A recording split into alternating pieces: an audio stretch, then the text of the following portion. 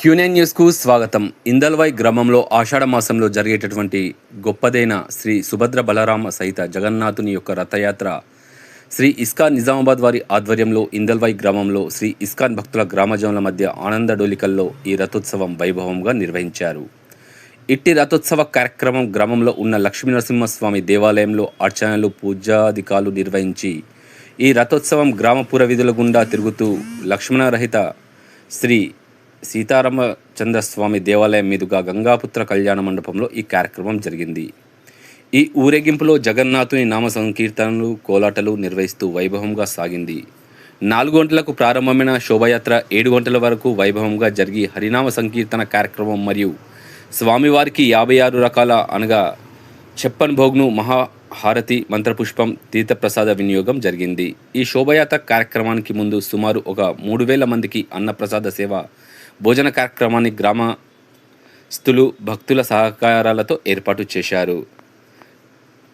ఇట్టి ISKCON indoor Kanteshwar వారి అధ్యక్షులు రామానందరాయ గౌరాస ప్రభుజీ మరియు ఆర్ము నిజామాబాద్ అధ్యక్షులు ఆర్తిపూష గోవింద బుజ్జివారి ఆధ్వర్యంలో ఈ శోభాయాత్ర జరిగింది. ఈ శోభాయాత్రకు ముఖ్య అతిథులుగా ఇందల్వాయితులు ప్రధాన అర్చకులు రాజగోపాలాచారి గారు ముఖ్య అతిథిగా విచ్చేయడం జరిగింది. దాంతో భాగంగా ఈ కార్యక్రమాలు సాఫీగా జరిగాయి.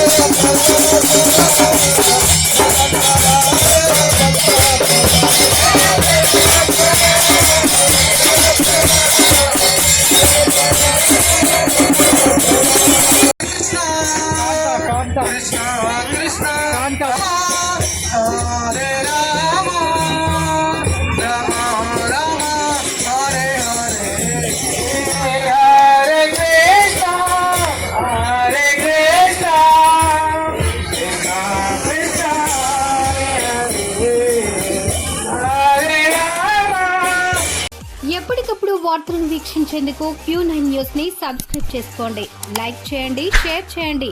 విలువైన సమాచారాన్ని ముందుగా మీరే తెలుసుకునేందుకు బెల్ బటన్ ని క్లిక్ చేయండి.